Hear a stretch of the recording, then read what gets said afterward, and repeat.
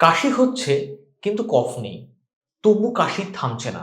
রাতের বেলা সেই কাশির প্রকোপ অনেকটা বেড়ে যাচ্ছে। অ্যালার্জি, অ্যাসিডিটি, না হাঁপানি, নাকি অন্য কোনো সমস্যার কারণে আপনার এই শুকনো কাশি কিছুতেই কমছে না। আজকের এই আলোচনায় আমরা জানব শুকনো কাশি কেন হয়, কখন এটা চিন্তার বিষয় হয়ে দাঁড়ায়, আর কিভাবে নিরাপদ উপায়ে আমরা এই সমস্যা থেকে মুক্তি পেতে পারি। আসুন আজকের আলোচনা শুরু করব। আমাদের সঙ্গে রয়েছেন কলকাতা শহরের বিশিষ্ট চিকিৎসক প্রফেসর ডক্টর শৈবাল মৈত্র স্যার। আমি স্যারের কাছে যাব, অনেকগুলো প্রশ্ন আছে জানি, সেগুলো নিয়ে আলোচনা হবে। ভিডিওটি শেষ পর্যন্ত সঙ্গে থাকুন। আশা করি যেগুলো নিয়ে আলোচনা করব তাতে আপনারা অত্যন্ত উপকৃত হবেন। ভিডিওটি ভালো লাগলে অবশ্যই লাইক করবেন। কোনো প্রশ্ন বা মতামত থাকলে নিচে কমেন্ট বক্সে লিখবেন এবং শেয়ার করবেন। স্যার, আপনাকে স্বাগত জানাচ্ছি হেলথ ইমপ্যাক্ট নমস্কার। বাংলায়। স্যার, আমাদের বহু পর্বে আমরা যখন আপনার সঙ্গে আলোচনা করেছি বিভিন্ন বিষয় নিয়ে, তখন ফুসফুস জনিত বিভিন্ন সমস্যা নিয়ে, তখন দর্শক বন্ধুরা একাধিক প্রশ্ন আমাদেরকে পাঠিয়েছেন। তার মধ্যে থেকে আমরা এই বিষয়টিকে আজকে আলোচনার জন্য বেছে নিয়েছি। তার মধ্যে স্যার একটা খুব শুরুতেই আমরা যেটা জানতে চাইবো যে এই শুকনো কাশি বলতে চিকিৎসা বিজ্ঞানে আপনারা ঠিক কি বোঝান? হ্যাঁ, প্রথমে যেটা হচ্ছে আমি বলতে চাই, কাশি কিন্তু আমাদের লাংসের একটা ডিফেন্স মেকানিজম। মানে আমাদের ফুসফুসের মধ্যে যে আমরা যে হাওয়াটা নিচ্ছি, সেই হাওয়ার মধ্যে প্রচুর পলিউটেন্ট, প্রচুর পার্টিকুলেট ম্যাটার, ব্যাকটেরিয়া, ভাইরাস, অনেক কিছু জীবাণু আমাদের লাংসের মধ্যে ঢুকে। এখন লাংস সেটা কি করে, স্বাভাবিকভাবেই সেটাকে বার করে দেয়। এবং সেই ডিফেন্স মেকানিজমগুলোর মধ্যে অন্যতম ডিফেন্স মেকানিজম হচ্ছে কাশি। তার মানে আমাদের জন্য কিন্তু কাশিটা প্রয়োজনীয়। কাশির দ্বারা আমরা লাংস অনেকটা পরিষ্কার রাখতে পারি। হ্যাঁ, এখন এই কাশিটা অনেক সময় একটা অসুখের হচ্ছে সিমটম হয়ে দাঁড়ায়। কখন? যখন ধরুন আপনি দেখছেন যে আপনার কাশিটা অনেক দিন ধরে চলছে, শুকনো কাশি রাতের দিকে বাড়ছে, বা অনেক সময় কাশির সঙ্গে বুকে চাপ ধরে আসছে একটু, বা একটু বুকে সাঁই সাঁই আওয়াজ করছে, বা কাশির জন্য আপনার ঘুম হচ্ছে না রাত্রে। এই সমস্ত সমস্যাগুলো যখন দেখা যায়, তখন সেটা নিশ্চয়ই শুধুমাত্র লাং ডিফেন্স মেকানিজমের জায়গায় থাকে না, সেটা একটা অসুখের সিমটম হয়ে দাঁড়ায়। এখন সেই দিকে তখন আমরা তখন ডেফিনেটলি তখন সেটা উচিত যে সেই কাশিকে অবহেলা না করে একজন চিকিৎসকের পরামর্শ নিয়ে সেটার কারণটা নির্ধারণ করে সেটা চিকিৎসা করা। একেবারে স্যার, এখানেই আমরা স্যার একটু আলোচনা করবো যে এই শুকনো কাশির সাধারণ কারণগুলো ঠিক কি কি। হ্যাঁ, প্রথমেই বলি যে বিভিন্ন এজ অনুযায়ী কিন্তু এই কারণগুলো একটু আলাদা আলাদা হয়। কিছু কমন কারণ থাকে বা কিছু স্পেসিফিক রিজনস থাকে। যদি আমরা বাচ্চাদের মধ্যে বলি, বাচ্চাদের মধ্যে কিন্তু অনেক সময় রাত্রে শুকনো কাশি কিন্তু অ্যাজমার আর্লি সিমটম হতে পারে। তারপরে সেটা আপার রেসপিরেটরি ট্র্যাক্ট, কোনো সর্দি বা সাইনাসের সমস্যা থাকলেও সেটা অনেক সময় শুকনো কাশি বা পোস্টনেজাল ড্রিপ যাদের সিক্রিশনস গুলো গলার পেছন দিয়ে গলার মধ্যে নামছে, সেটা সিমটমস কাশি হয়ে দাঁড়ায়। বড়দের মধ্যে আমরা যেটা দেখি, বড়দের মধ্যে পোস্টনেজাল ড্রিপ বা সাইনোসাইটিস, ক্রনিক রাইনোসাইনোসাইটিসের ম্যানিফেস্টেশন অনেক সময় শুকনো কাশি দিয়ে হয়। এছাড়া যখন কাশির সঙ্গে বড়দের মধ্যে বুকে চাপ ধরে আসছে, সাঁই সাঁই আওয়াজ করছে এবং রাত্রের দিকে বাড়ছে, সেটা কিন্তু অ্যাজমার একটা সিমটম। শুধু ফুসফুসের দিকেই নয়, কাশি অন্যান্য সিমটমের অসুখের জন্য সিমটমটা হয়ে দাঁড়ায়। যেমন ধরুন কানের কোনো মিডল ইয়ার ইনফেকশনের জন্য শুকনো কাশি হতে পারে। তারপরে অনেক সময় অ্যাসিডিটির জন্য যে অ্যাসিড সিক্রিশনস গুলো লাংসের মধ্যে চলে গেলে, যেটাকে আমরা অ্যাসপিরেশনস বলি, অ্যাসপিরেশনের জন্য শুকনো কাশি হতে পারে। এবং এছাড়া আমরা অনেক সময় দেখি যে সাধারণ ইনফেকশন, লাং ইনফেকশনের জন্য কিন্তু কমন কারণ কাশি। আরেকটা জিনিস যেটা আমরা দেখতে পাই আজকে খুব কমনলি, আমরা যেটা দেখতে পাচ্ছি, ধরুন কারোটা ভাইরাল ইনফেকশন হলো, ইনফেকশন হওয়ার পরে সেই ইনফেকশনটা হয়তো সেরে গেল, কিন্তু লাংসের মধ্যে শ্বাসনালীর প্রদাহটা রয়ে যায়। তার জন্য মেইন তার সিমটম কাশি। হয়তো তার সর্দি কাশি জ্বর হয়েছিল পেশেন্টের, সর্দি কাশির জ্বর তো 2-4 দিনে সেরে গেল, কিন্তু কাশিটা রয়ে গেল, শুকনো কাশি, একটা হ্যাকিং কফ, যেটা বেশ ভোগাচ্ছে, ঘুম ডিস্টার্ব করছে এবং সেটা কন্টিনিউ করছে। যেটাকে আমরা বলি হচ্ছে পোস্ট ভাইরাল কফ বা পোস্ট ইনফেক্টিভ কফও আমরা যেটাকে বলা বলা হয়, সেটা কাশির কারণ দাঁড়ায়। এছাড়া অনেক সময় কিন্তু কিছু কিছু মানুষের মধ্যে একটা হার্ট ফেলিয়ারের কারণ, মানে সিমটমও কিন্তু কাশি হয়। সেই কাশি মোস্টলি রাত্রিবেলা হয়, শুয়ে পড়লে সেই কাশি বেশি হয়, এবং অনেক সময় দেখা যায় ভোরের দিকে সেই কাশিটা কাশির জন্য ঘুম ভেঙে ভেঙে যাচ্ছে, এটার জন্য কাশি হতে পারে। এছাড়া কিছু ওষুধপত্র আছে যে ওষুধের সাইড এফেক্টেও কিন্তু কাশি হয়, যেমন কিছু প্রেশারের কিছু ওষুধপত্র আছে এবং অন্যান্য আরো কিছু ওষুধ আছে। শুধু নতুন কেউ শুরু করেছে বা কিছুদিন হলো খাচ্ছে, তারপরে সাইড এফেক্টটা দেখা গেল সেটা ড্রাই কফ হিসেবে ম্যানিফেস্ট করে। এছাড়া আমি বলেছি পেটের অসুখের জন্য, গ্যাস অ্যাসিডের জন্য কাশি হতে পারে।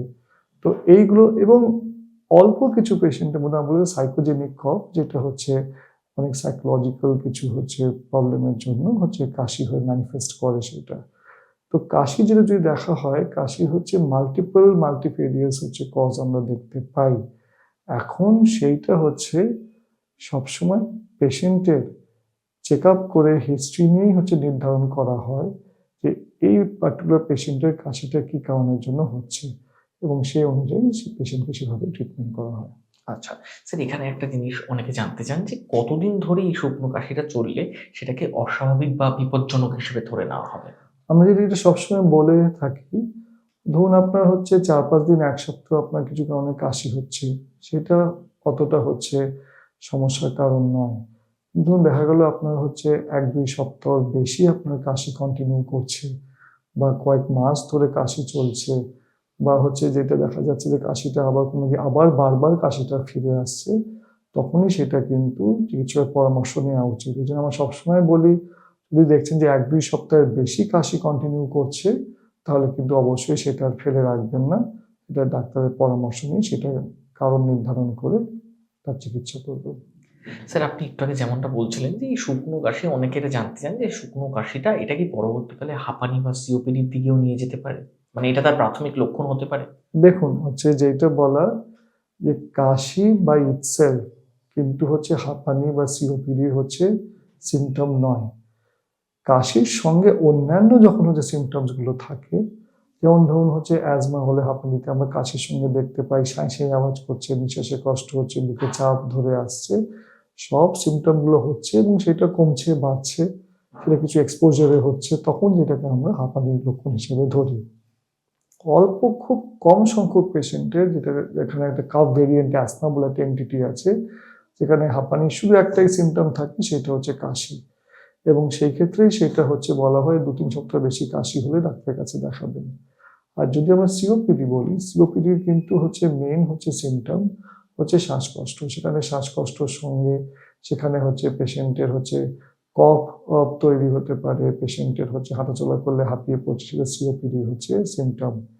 এছাড়া আরেক ধরনের ফুসফুসের অসুখ আছে, যেটাকে আমরা বলি ইন্টারস্টিশিয়াল লাং ডিজিজ বা আইএলডি। আইএলডির কিন্তু মেইন সিমটম ড্রাই কফ এবং শ্বাসকষ্ট। সেই শ্বাসকষ্টটা প্রথম দিকে খুব সামান্য একটু জোরে হাঁটলে শ্বাসকষ্ট হচ্ছে, বা ভারী কাজ করলে শ্বাসকষ্ট হচ্ছে, কিন্তু ড্রাই কফ কিন্তু অনেক শুরু থেকেই তার পেশেন্টের মধ্যে দেখা যায়। তো এই জন্য আমরা বলি, যদি কোনো পেশেন্টের 2-3 সপ্তাহ বেশি কোনো পেশেন্টের কাশি সেটা কিন্তু আইএলডিও একটা লক্ষণ হতে পারে, ইনিশিয়াল সিমটমস।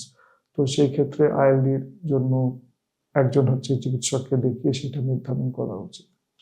আচ্ছা স্যার, আরেকটু জানতে চাইবো যে অ্যাসিডিটি বা গ্যাস্ট্রিকের কারণেও কি শুকনো কাশি হতে পারে? হলে সেটা কিভাবে বোঝা যাবে? হ্যাঁ, আমরা যেটা দেখে থাকি যে অ্যাসপিরেশন ইনডিউসড কফ বা জিআরডি ইনডিউসড কফ, মানে গ্যাস্ট্রিক রিফ্লাক্স ডিজিজ ইনডিউসড কফ। সেখানে কি হয়, সেখানে যখন অ্যাসিডটা বা গ্যাস্ট্রিক কন্টেন্টটা খাদ্যনালীর থেকে উপরে উঠে এসে আবার শ্বাসনালীর মধ্যে যাচ্ছে, তার কিন্তু মেইন সিমটমস কাশি, শুকনো কাশি, হ্যাকিং কফ, মোস্টলি রাত্রেবেলা হচ্ছে। তো ইউজুয়ালি আমরা বলি পেশেন্টকে জিজ্ঞেস করি তার অন্য কোনো অ্যাসিডিটি সিমটম আছে কিনা, কাশিটা শোয়ার পরে বাড়ছে কিনা, রাত্রে বাড়ছে কিনা, তার বুক জ্বালা করছে কিনা, তার মুখ টক হয়ে থাকছে কিনা, গ্যাস অম্বলের অন্যান্য সিমটম তার মধ্যে আছে কিনা। তো এইগুলো যখন আমরা জিজ্ঞেস করি, এই সিমটম গুলো যখন থাকে, তখন তার মধ্যে আমরা একটা জিআরডি আমরা সন্দেহ করি জিআরডি অ্যাসোসিয়েটেড কফ, এবং তারপরে সে অনুযায়ী টেস্টিং করে দেখা হয় যে সত্যি পেশেন্ট অ্যাসপিরেশনস হচ্ছে আর সেটার জন্য কাশিটা হচ্ছে কিনা। আচ্ছা স্যার, এবার একটু জানবো যে দীর্ঘদিন যদি শুকনো কাশি থাকে তাহলে কোন কোন পরীক্ষা করা দরকার হয়ে পড়ে? প্রথমেই যেটা আমরা বলি যে দীর্ঘদিন কাশি থাকলে একজন চিকিৎসকের কাছে যাবেন। চিকিৎসক তখন আপনার এক্সামিনেশন করে কিছু হয়তো টেস্টিং এর জন্য দেওয়া হয়। কমন টেস্ট যেটা ইনিশিয়ালি প্রিলিমিনারি টেস্ট, যেটা চিকিৎসক দিয়ে থাকে, এটা বুকের একটা এক্স-রে করতে দেন। অনেক সময় একটা লাং ফাংশন টেস্ট করতে দিয়ে থাকেন, কিছু রুটিন ব্লাড টেস্ট করা হয় এবং অনেক সময় একটা সাইনাসের একটা এক্স-রে বা সিটি স্ক্যান করতে দেওয়া হয়। এইগুলো কমন টেস্ট এবং কিছু ক্ষেত্রে তারপরে কিছু অ্যালার্জি টেস্টও করতে দেওয়া হয় যদি মনে হয় যে কাশির কারণটা কোনো অ্যালার্জি কারণের জন্য। তো এই একটা বুকের এক্স-রে, একটা লাং ফাংশন টেস্ট, একটা সাইনাসের সিটি স্ক্যান অথবা একটা আপনার অ্যালার্জি টেস্ট বা রুটিন ব্লাড টেস্ট, এগুলো করে ইনিশিয়ালি প্রিলিমিনারি এগুলো test usually patient to patient বেসিসে এগুলো করা হয়। আচ্ছা স্যার, এবার অনেকের একটা জিজ্ঞাসা প্রশ্ন আসে যে চিকিৎসকের কাছে যাওয়া হবে, চিকিৎসাটা শুরু হবে, কিন্তু প্রাথমিকভাবে ঘরে কিছুটা স্বস্তির জন্য এই শুকনো কাশি হলে নিরাপদভাবে কি করে এটার মোকাবিলা করা যায়? দেখুন, আসলে ব্যাপার যে কাশিটার কারণটা কি।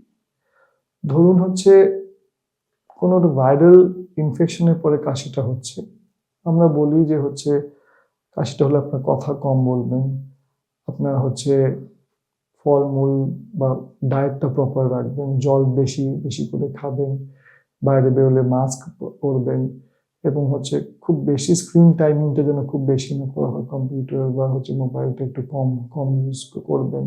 তো এইগুলো কিছু প্রাথমিক এগুলো ঘরোয়া উপায়, যার জন্য মানে পোস্ট ইনফেক্টিভ কফটাকে একটু আস্তে আস্তে কমিয়ে দেওয়া যায়।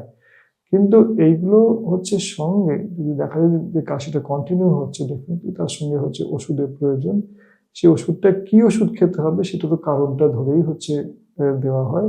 এই জন্য সেইটা আমরা সবসময় পেশেন্টদের বলি, সেটা আপনার নিজেরা দোকান থেকে কিনে খাবেন না, ডাক্তার দেখান, ডাক্তারকে কারণটা ডিসাইড করতে দিন, বার করতে দিন, তারপরে তার পরামর্শ নিয়ে ওষুধ খান। একেবারেই স্যার, আপনি এক্ষুনি বললেন যে দোকান থেকে ওষুধ কিনে খাওয়ার যে প্রবণতা, এইটা স্যার সকলের মধ্যেই প্রায়শ দেখা যায় যে একটা কাশি চলছে, একটা কাশির সিরাপ কিনে খেয়ে নেওয়া।